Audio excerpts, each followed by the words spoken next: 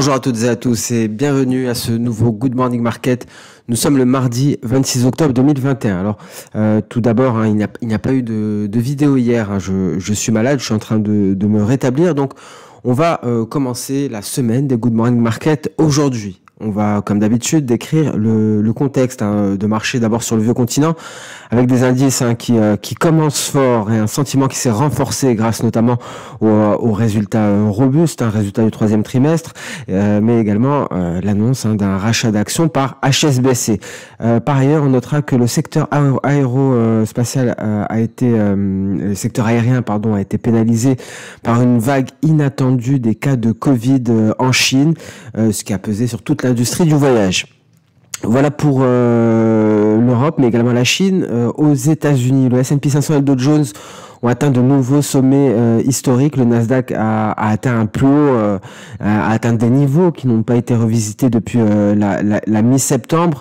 Les investisseurs maintiennent leur optimisme avant des résultats d'entreprises, de méga capitalisation technologique, donc des résultats trimestriels de grandes entreprises des tech. On notera que Tesla a porté le S&P 500 et le Nasdaq après notamment que la société de location de voitures Hertz a passé une commande de 100 000 voitures à Tesla. De son côté, Morgan Stanley a relevé son objectif de cours et donc en conséquence, l'action de Tesla a augmenté de près de 10% et a atteint un nouveau record historique. Par ailleurs, on notera PayPal qui a gagné 4,1% après l'abandon de son projet d'acheter le site Pinterest pour un montant pouvant atteindre 45 milliards de dollars. Alors, globalement, selon Refinitiv, 84% des 117 sociétés du S&P 500 qui ont publié leurs résultats à ce jour ont dépassé les prévisions du marché. Les grosses valeurs technologiques vont présenter leurs résultats et c'est ce qu'on attend. On a d'ores et déjà pris connaissance des résultats de Facebook qui a annoncé une augmentation de 50 milliards de dollars de son programme de rachat d'actions et donc l'action a progressé après la clôture des marchés. On prendra connaissance également des résultats d'Alphabet, Amazon, Apple et Microsoft. Alors, on notera également qu'un tiers des sociétés du Dow Jones doit également publier ses résultats trimestriels cette semaine, notamment Caterpillar, Coca-Cola, Boeing et McDonald's. Voilà pour les résultats d'entreprise aux États-Unis. On passe à présent on va parler du marché des matières premières. Tout d'abord le pétrole. Le ministre saoudien de l'énergie a déclaré ce week-end que l'OPEP+ devrait maintenir son approche très prudente de la gestion de l'offre mondiale de brut, un point de vue qui est soutenu par le Nigeria et l'Azerbaïdjan. Le ministre russe du pétrole a quant à lui déclaré qu'il souhaitait que l'OPEP+ respecte son accord visant à augmenter la production de 400 000 barils par jour lors de la réunion de novembre. Et on notera l'explosion des cours du gaz naturel, une hausse de près de 10% hier. Et ce sont les dernières prévisions météorologiques qui ont permis cela, qui suggèrent des températures plus basses que la moyenne dans les semaines à venir aux États-Unis. Très belle progression du gaz naturel, on va le voir. Donc on a fait abstraction du récent rapport de l'EIA qui a montré une constitution des stocks de gaz naturel. On notera également la belle progression de l'or qui parvient à se hisser au-dessus du seuil psychologique des 1800 $ l'once et l'argent au-dessus des 24,50 $. Alors, les pressions croissantes d'une inflation élevée et d'un dollar faible semblent l'emporter sur les inquiétudes liées à la hausse des rendements. Donc, on garde en tête l'inflation élevée et la baisse du billet vert et c'est ça aura été notre catalyseur pour les métaux précieux. On notera que très récemment, Powell a reconnu que l'inflation était bien supérieure à l'objectif fixé et qu'elle pourrait se maintenir à ce niveau l'année prochaine, ce qui a incité visiblement les marchés à se couvrir sur le métal jaune. Donc voilà pour le contexte de marché. On va passer sans plus tarder sur les indices boursiers. Alors le DAX, très important aujourd'hui parce que nous avons, vous pouvez le voir, un signal Ishimoku qui a été donné, un signal qui est sur le point d'être validé. On va le vérifier ensemble avec notre lagging span. Vous voyez hein, la lagging span qui est en train de sortir ici, de valider le signal. Donc on y est, on confirme la dynamique haussière après avoir marqué un creux sous les 15 000 points ici. Et donc premier objectif, c'est une projection d'Osoda, la projection V, hein, 15 700. 78 points, voilà. Alors, à noter hein, que ce n'est pas grave si je n'ai pas été précis ici, que je prenne la mèche ou non, ça ne change rien. L'essentiel, c'est de savoir que nous avons une projection V et c'est d'être précis ici sur la baisse baissière. Hein. Vous voyez, même si je prends la mèche inférieure à ce niveau-là, la projection d'Osoda ne change pas. Donc, voilà le niveau à aller chercher, 15 780 environ. Et ce sera visiblement le dernier rempart avant le seuil psychologique des 16 000 points. Seuil psychologique qui pourrait donc, s'il est franchi, nous emmener vers de nouveaux records historiques. Donc le DAX qui commence avec un signal d'achat qui est pour le moment validé. On est en journalier. Donc ce qu'il faut savoir, c'est qu'on ne peut prendre compte de cette validation qu'à la clôture de la bougie journalière, donc à la clôture de la séance européenne. Parce qu'effectivement, si on clôture en baisse, par exemple à 15 000, bon allez, on va dire 15 600 points. Vous voyez, une clôture à 15 600 points, ma Chikou Span se retrouverait ici. Donc, il n'y aurait pas de validation à ce moment-là. C'est pour ça qu'il faudra attendre la clôture européenne pour estimer s'il y a eu un signal d'achat Ishimoku ou non. En tout cas, la dynamique est bonne et les résultats d'entreprise sont un carburant supplémentaire de cette hausse. Qu'en est-il en données H4? Souvenez-vous, nous avions superposé le nuage Ishimoku en journalier et nous avons ici notre nuage Ishimoku en H1. Donc, vous voyez, depuis la sortie de ce range que nous avions déterminé ici, la cassure de la borne supérieure, on a évolué dans le nuage et c'est le moment hein, à l'heure actuelle d'avoir une réelle confirmation haussière comme on l'a vu en journalier. Donc une séance qui commence bien, une séance qui doit bien se terminer pour espérer poursuivre à la hausse. Qu'en est-il du Nasdaq? Très belle progression du Nasdaq. Lui il a validé hein, son signal. Vous voyez, hein, la Chikou Span est libre, la lagging span est libre, donc ça valide le signal de sortie de nuage par le haut.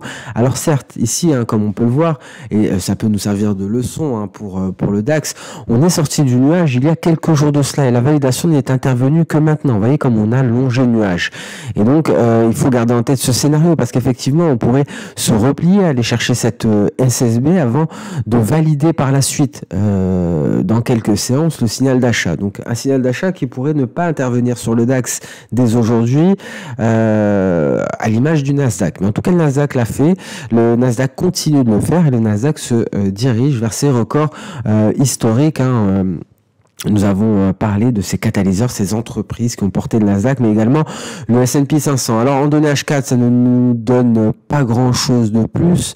On est en train de se hisser au-dessus de la projection de Soda V, et donc, hein, direction les 15 700 points. Données H1, pas grand-chose également. S&P 500 sur des records aussi. Hein, les catalyseurs pour le S&P 500 sont les mêmes que ceux pour le Nasdaq. Donc, à présent, on navigue, t'as vu, hein, on n'a pas, on est sur des niveaux inconnus. Alors ici, hein, il y a plusieurs manières de raisonner. Soit on fait des retracements de Fibonacci et donc on va utiliser les retracements externes. Alors je les retrouve plus. Voici les retracements de Fibonacci. Soit on utilise des projections d'Osoda. Une fois que le marché nous aura dessiné quelque chose, pour l'heure, il n'a rien dessiné. Donc, de nouveaux records historiques en vue pour le Nasdaq, pour le S&P 500, pardon. Concernant le Nasdaq, on a confirmé, et donc le but est d'aller chercher les records historiques. Et concernant le Dow Jones à présent, qu'en est-il? Le Dow Jones qui a atteint une projection d'Osoda. Donc, prudence à l'heure actuelle. Je vous rappelle que lorsque l'on atteint une projection d'Osoda, il faut garder son calme parce qu'effectivement, on peut assister à un repli. On peut assister à un repli, notamment si on tente de dépasser la projection d'Osoda. Donc, on pourrait marquer une pause ici, on pourrait voir se former une zone de consolidation. En tout cas, si c'est pas le cas, on a un bon niveau ici, aux alentours des 35 850 points à aller chercher, qui pourrait faire office de résistance. Donc, un Dow Jones sur des records, pareil pour le Nasdaq. Donc, attention au Dow Jones qui a atteint une projection d'Osoda et qui pourrait donc marquer une pause. On passe sur les crypto-monnaies à présent. On commence comme d'habitude par le Bitcoin qui a retrouvé des couleurs hier. Hein, Et donc ici, nous sommes toujours, on se maintient au-dessus des 60 000, on est repassé sous les 63 000, on est à 62 250, mais la dynamique haussière reste intacte hein, malgré ce repli qui nous a placé sous la Tenkan. D'un point de vue H4, on est dans le nuage, et ce qui nous donnerait ici le top départ. Alors je vais retirer le RSI pour avoir un graphique plus grand. Ce qui nous donnerait le top départ sur le Bitcoin, ce serait un passage au-dessus des 64 000 $. Donc si on passe au-dessus de 64 000 $, les chances sont fortes d'aller chercher les précédents records historiques. Concernant les autres cryptos, l'Ethereum, après avoir franchi ici sa résistance des 4 000 $, marque une pause, hein, mais la dynamique haussière est intacte également sur l'Ether. L'Ether hein, qui c'est bullish, hein, tout simplement. Vous voyez, on est en train de se préparer peut-être à un nouvel élan aussi au-dessus d'une projection de Soda, au-dessus plus largement d'un seuil psychologique, celui des 4 000 $. Donc voilà pour l'Ether. À présent, le Dogecoin. Le Dogecoin n'a pas réussi à nous donner un signal qui n'allait pas validé dans la foulée. Mais on attend une sortie de nuage par le haut, car on espère aller chercher les 0,3260, hein, il me semble. Pardon, 0,3250. C'est une projection V ici pour le Dogecoin. Polkadot, rien à signaler. Binance, pas de signal. Hein. Je vous rappelle qu'on attend la cassure de cette résistance pour Binance.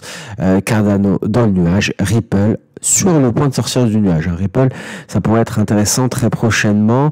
Vous voyez la configuration Ishimoku dans le nuage, mais plus largement, hein, il faudrait peut-être passer au-dessus des 1,1830 hein, pour le Ripple pour espérer une nouvelle impulsion haussière. On passe à présent sur le compartiment des matières premières avec tout d'abord le gold qui se hisse au-dessus des 1800 $ l'once. Alors c'est peut-être la bonne hein, cette fois-ci. Peut-être qu'on va aller chercher les 1835 $ l'once. Ce sera une grosse résistance à aller chercher. Elle se trouve à ce niveau-là.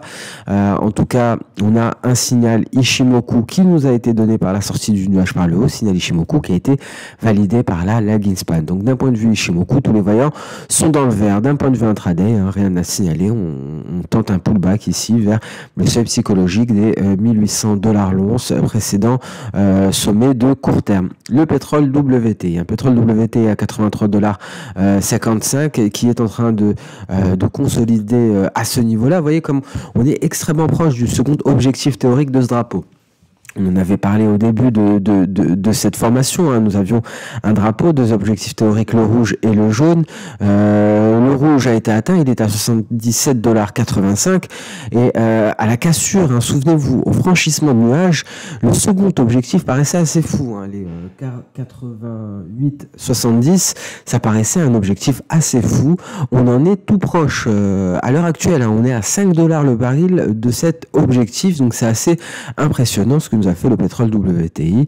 On connaît tous les catalyseurs, hein, on a parlé du pétrole en introduction. Vous voyez le gaz naturel, sublime impulsion haussière, sublime accélération, hein, comme quoi on s'y attendait à une reprise haussière du gaz naturel, on l'avait à l'œil, on attendait que cela, on savait qu'il allait avoir un prochain sommet début novembre, en tout cas cela semble le confirmer. Aller chercher le seuil psychologique des 5 ici était une nouvelle opportunité d'achat comme nous l'avions dit précédemment. Vous voyez le gaz naturel levé, CQFD, et donc la direction les 6,50. Un objectif à aller chercher, peut-être même au-delà. Hein. Donc en tout cas, on reste bullish jusqu'au début du mois de novembre parce qu'on se base sur la saisonnalité. Hein. C'est pour vous permettre hein, de comprendre le raisonnement, comment on raisonne sur le gaz naturel. C'est une période clé pour le gaz naturel. On est à l'aube de la saison de chauffage et donc une hausse de la demande est attendue. Il y a d'autres éléments fondamentaux, notamment des stocks extrêmement faibles. Tout cela, nous en avons parlé. Nous avons détaillé la crise énergétique lors d'articles et même de vidéos que vous retrouverez sur notre chaîne YouTube. En tout cas, les perspectives haussières sont renforcées pour le gaz naturel qui, vous voyez, il y a eu un gap de rupture ici qui nous permet de nous hisser au-dessus de la kilojoule, les 5,620 et on a presque pris 1 $ hein, depuis.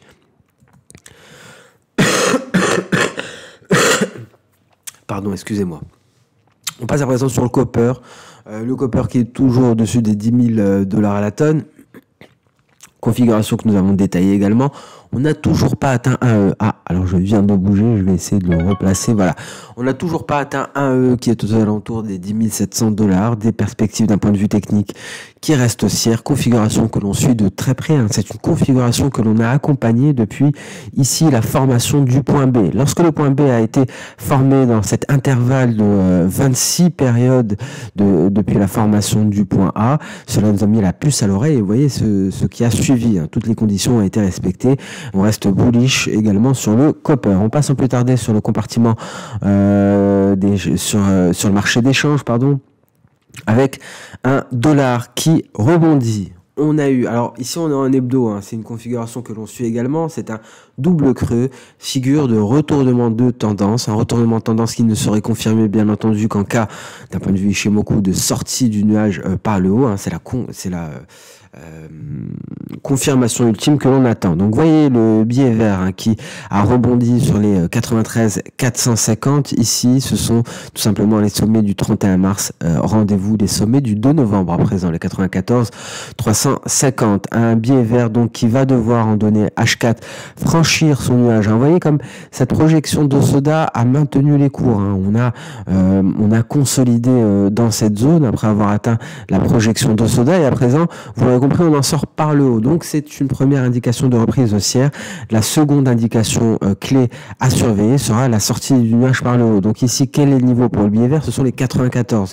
À partir du moment où on se hisse au-dessus des 94, la dynamique haussière sera confirmée. Et là, effectivement, on pourrait s'attendre à une nouvelle impulsion. Et donc, cette reprise du billet vert vient peser sur l'euro-dollar. Souvenez-vous, le rebond de l'euro-dollar, on y croyait moyen. On y croyait moyen malgré le quasi franchissement de cette zone très importante que l'on a mis en évidence. Cela ne nous a pas convaincu d'une réelle reprise haussière de l'euro-dollar. Et donc la reprise du billet vert semble confirmer nos propos. Et donc pour l'heure, on est à 1,16. Et le repli, je le répète, pourrait s'approfondir. On pourrait aller chercher les 1,1430, 1,1425 éventuellement. Peut-être même plus bas, les 1,1370. Alors 1,13...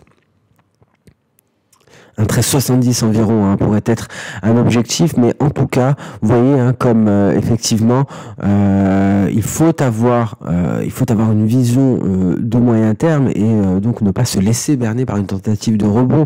On l'avait vu, on avait importante zone de résistance. Kijun, nuage à franchir, il fallait tout cela pour envisager des perspectives haussières. Quand d'un autre côté, le billet vert, lui, avait de nombreux supports encore à casser pour espérer confirmer des perspectives baissières. Et c'est la Kijun qui a tenu. Et derrière la Kijun, il y avait encore un nuage. Et ça, ce sont les données journalières. En données intraday, on avait une projection de Soda sur le billet vert qui tenait bon. Donc effectivement, il y avait beaucoup de conditions pour espérer un euro-dollar qui rebondit davantage. Je reviens sur le journalier. Donc effectivement, on était perplexe face à cette tentative de rebond. Si l'euro-dollar passe sous les 1,16, cela confirmerait les perspectives baissières. GBP-USD, on est toujours sur ce niveau-là, le niveau de l'oblique baissière. On n'arrive pas à trancher pour le moment. Le nuage tient bon également. Cette semaine sera cruciale, mais j'ai j'ai un biais baissier tout de même, je maintiens un biais baissier sur le GBP-USD. Effectivement, un rebond du biais vert viendrait le confirmer. Qu'en est-il de l'USD CAD? Là, par contre, un rebond du biais vert viendrait donc mettre à mal notre scénario baissier sur l'USD CAD. Quel est ce scénario baissier? C'est celui d'un USD CAD qui va chercher l'objectif théorique à 1,2145 environ. On n'y est pas encore, on a atteint un objectif intermédiaire, c'est un palier de SSB ici, et effectivement une réelle reprise du billet vert permettrait à l'USD4 de se redresser en direction d'un 24,40. Donc ici c'est le seul scénario qui pourrait être annulé en cas de réel rebond du billet vert. Qu'en est-il du GBP-NZD? Le GBP-NZD tient bon ici et donc en cas de cassure de ce retracement à 61,8%, effectivement ce serait un nouveau signal baissier qui pourrait nous amener à cette projection de Soda 1,8982 très exactement. Donc voilà pour le marché d'échange, voilà pour ce Good Morning Market. Merci à toutes et à tous pour votre temps. Encore une fois, je suis désolé de ne pas avoir été en mesure de faire la vidéo hebdomadaire hier et le Good Morning Market. Merci à toutes et à tous, très bonne séance de trading, excellente journée, on se donne rendez-vous dès demain pour le prochain Good Morning Market. Au revoir.